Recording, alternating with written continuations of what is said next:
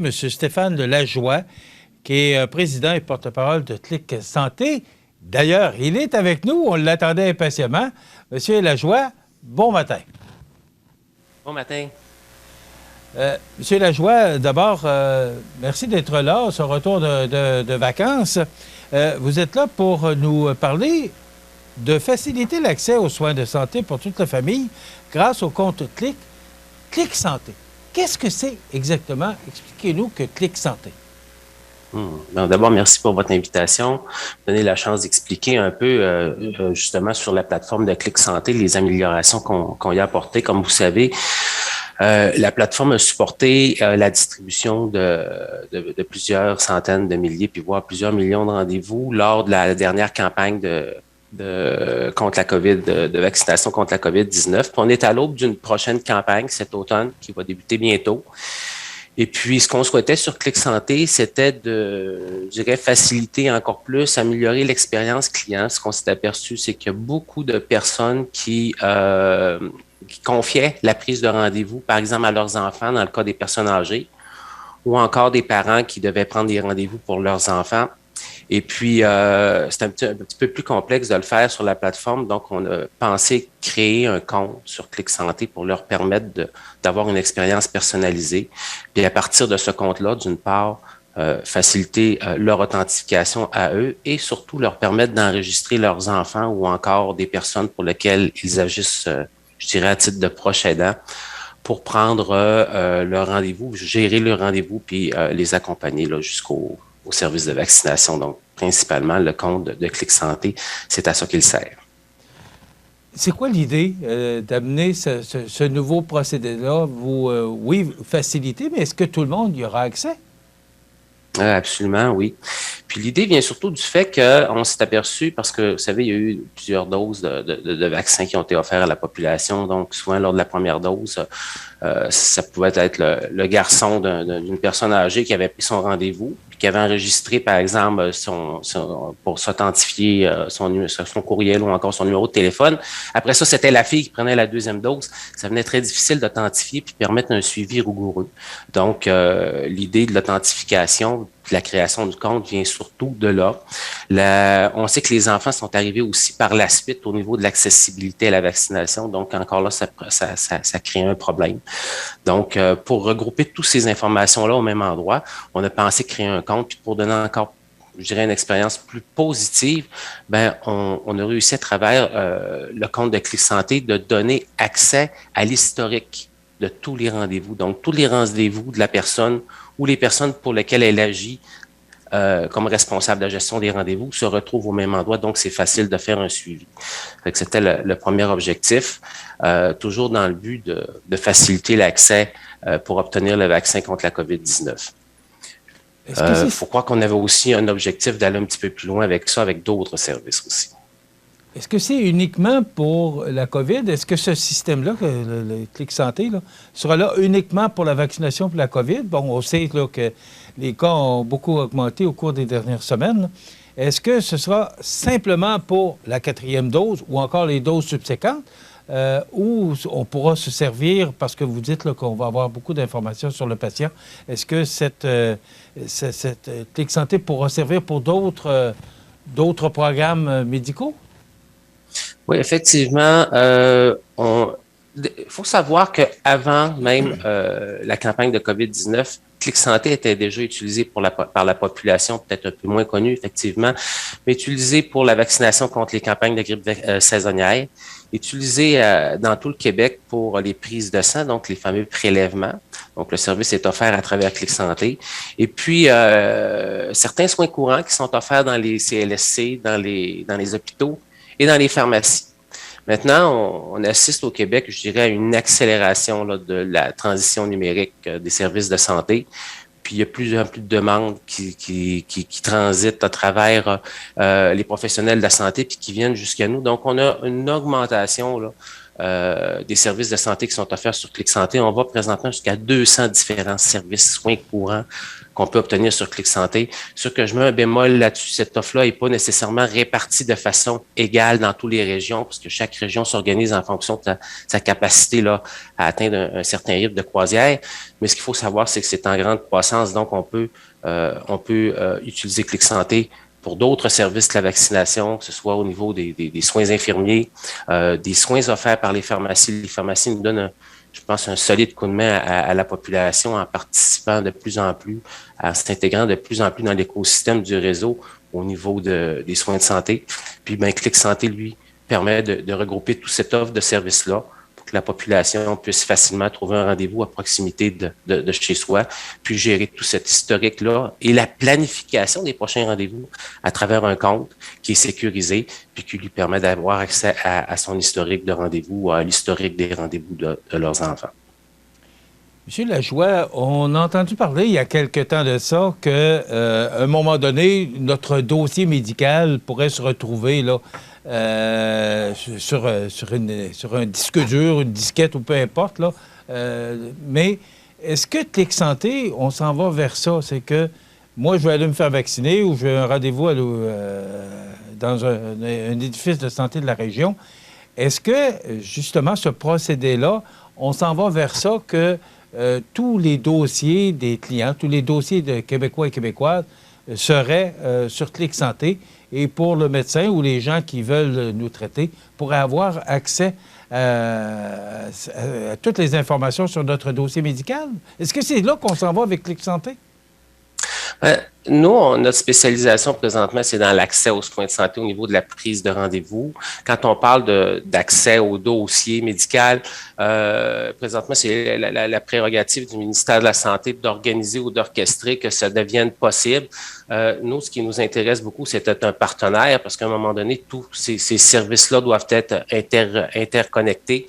Donc, on voit facilement un lien entre les rendez-vous, son historique de rendez-vous, par exemple, puis d'avoir un accès. Mais quelle personne et de quelle façon ça va être orchestré, on va le voir dans les prochaines années. Mais c'est certain qu'il y a une augmentation je dirais, l'automatisation, parce que c'est un besoin, hein, qu'on a juste à penser au niveau du besoin criant de main-d'œuvre dans le secteur de la santé. À chaque fois qu'on peut automatiser un processus, on va le faire. Puis pour vous donner une idée plus concrète au niveau de Clic Santé, le fait que les gens participent à grand nombre, parce qu'on a près de 7 millions d'utilisateurs sur Clic Santé, c'est des gens qui gèrent eux-mêmes leur rendez-vous ou ils gèrent le rendez-vous de leurs proches. Donc, souvent, c'est un 5 à 7 minutes qu'on va récupérer dans le réseau de la santé parce que la personne a géré elle-même son rendez-vous, puis elle va souvent le préférer le faire elle-même parce que c'est plus facile, pas besoin d'attendre en ligne au téléphone ou d'essayer de rejoindre des personnes. C'est facile aussi de modifier, annuler son rendez-vous. Donc, il y a comme une synergie qui se crée entre la population puis le réseau de la santé. Puis, la traduction de tout ça, c'est qu'on va récupérer des centaines de milliers d'heures dans le réseau de la santé qui va permettre au réseau de la santé d'offrir des meilleurs soins, d'avoir plus de temps, d'être capable d'absorber la demande.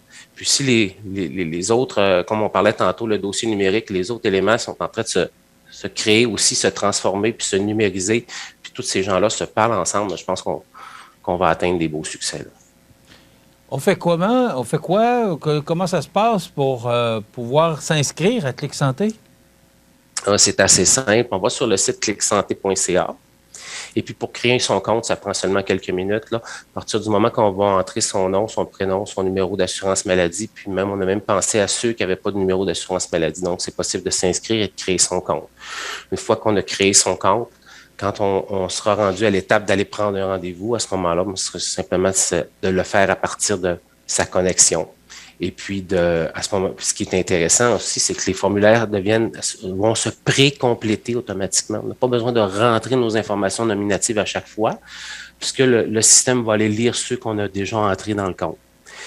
C'est la même chose pour si on veut créer les comptes de ses enfants. Une fois qu'on a créé son compte, on peut créer le compte de quelqu'un d'autre, donc son enfant ou encore une personne âgée pour qui on va agir à titre de proche aidant. Et évidemment, il y a une validation qui va se faire sur place la journée du rendez-vous, donc un agent sur place du personnel du ministère de la Santé qui va valider que les identifications sont les bonnes, puis qu'il y a bel et bien une délégation de responsabilité si on parle, par exemple, d'un proche aidant. Monsieur Lajoie, il y a une partie des gens qui nous regardent ce matin qui ont 50 ans et plus, 60 ans et plus, qui n'ont pas nécessairement un ordinateur. Est-ce que ça prend absolument un ordinateur pour s'inscrire à Clic Santé ou si on peut composer un numéro de téléphone pour s'y inscrire? Il faut savoir que pour la vaccination, il y a un service, Service Québec, entre autres, qui est offert par le ministère de la Santé. Donc, on peut prendre rendez-vous si on n'a pas de système informatique en le faisant de façon directement au numéro de téléphone qui est offert sur le site du ministère de la Santé. Je dirais qu'il y a un gros pourcentage qui sont autonomes. C'est vrai qu'on assiste vraiment à une transition numérique, puis c'est assez étonnant, même les gens 70, 75 ans et plus, le taux d'autonomie de prise de rendez-vous en ligne est quand même élevé. On le constatait déjà, nous, lors de la prise de rendez-vous avec la vaccination contre la grippe saisonnière, parce qu'on s'adresse quand même à des personnes un peu plus âgées. Puis déjà là, cette tendance, je dirais que le point de bascule est atteint là. Donc, on a beaucoup plus de gens, mais il y a toujours une stratégie de repli, une alternative pour ces gens-là d'appeler, de téléphoner puis d'obtenir le service. À ce moment-là, c'est un agent qui va prendre le rendez-vous pour eux directement sur Clic Santé via un appel téléphonique. Est-ce que ça fait longtemps, M. Lajoie, que ce système-là est en fonction? Écoutez, on est en notre deuxième pandémie. Les gens ne savent pas, okay. Mais en fait, on a commencé avec la pandémie de 2009, la grippe H1N1. On a travaillé avec les gens sur le terrain. À cette époque-là, il y avait quelques centres de santé qui avaient exprimé le besoin de numériser le service pour éviter les files d'attente, notamment. Puis la distanciation sociale oblige. Donc, on avait mis en place un premier système. Puis, disons qu'entre les deux, en ce qui est arrivé aujourd'hui, puis 2009, on a eu l'opportunité, je dirais, de développer des recettes qui s'adressent à chacune des régions parce qu'on a, on a 34 établissements de santé au Québec, puis je pense qu'il y a 34 façons de faire les choses. Il faut savoir qu'une prise de rendez-vous, c'est pas généralisé. On doit être capable d'avoir des outils qui permettent de répondre, par exemple, aux gens de l'Abitibi versus aux gens du centre-sud de l'île de Montréal qui ont des réalités souvent différentes de clientèle. Puis c'est un peu ça le secret de Clic Santé, c'est que le système s'adapte à ces gens-là de terrain. Je dirais qui nous guide, qui sont les guides là, depuis les dernières années qui nous aident à numériser ou à développer des outils informatiques qui ont démontré leur efficacité, notamment lors de la dernière campagne de vaccination contre la COVID-19. Et les gens répondent comment? Est-ce que vous êtes satisfait de la réponse des gens? Est-ce que ça fonctionne comme vous les désiriez ou ça pourrait être encore beaucoup plus utilisé?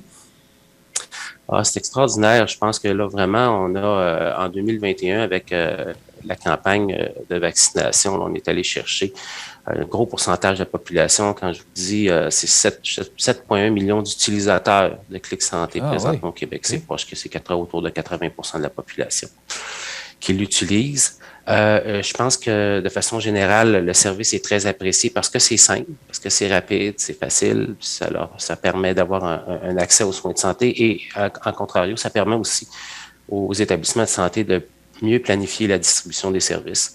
Donc, c'est pour ça qu'on voit un projet comme Clic Santé comme une espèce de locomotive de la santé numérique pour ajouter d'autres services puis continuer d'avoir ce bon rapport-là avec la population, parce qu'en bout de piste, quand on y pense, la problématique de l'accès aux soins de santé, la solution, c'est l'implication de la population.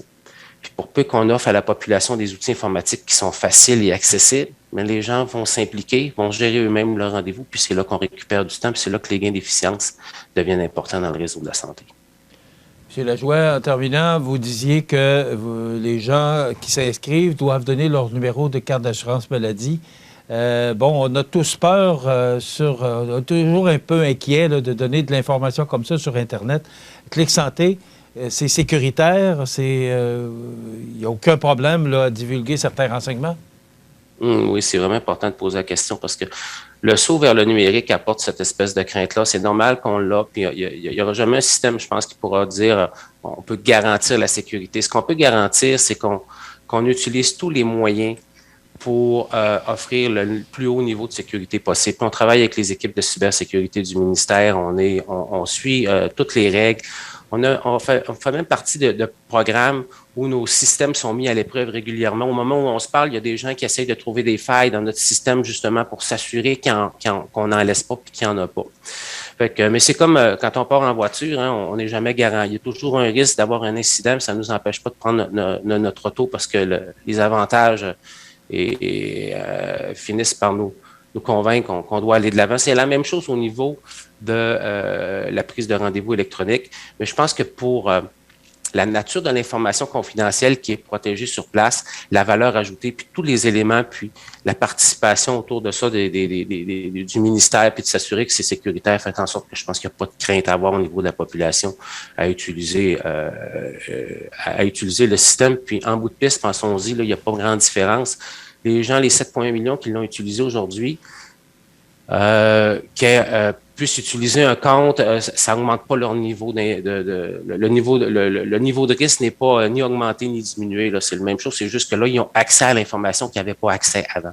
Donc, on n'a pas changé ce rapport de sécurité-là avec la population. Merci, M. Lajoie. On va espérer que Clic Santé va inciter les gens à se faire vacciner davantage. Merci d'avoir été avec nous. Clicsanté.ca, on le rappelle, pour les gens qui veulent adhérer à ce nouveau procédé? C'est ça, je les invite à créer leur compte tout de suite. C'est pas long, puis ils vont être prêts pour la prochaine campagne de grippe qui s'en vient ou les autres services qui sont offerts dans les CLSC ou les pharmacies. Merci beaucoup à vous, M. Stéphane Lajoie, qui est président et porte-parole de Clic Santé.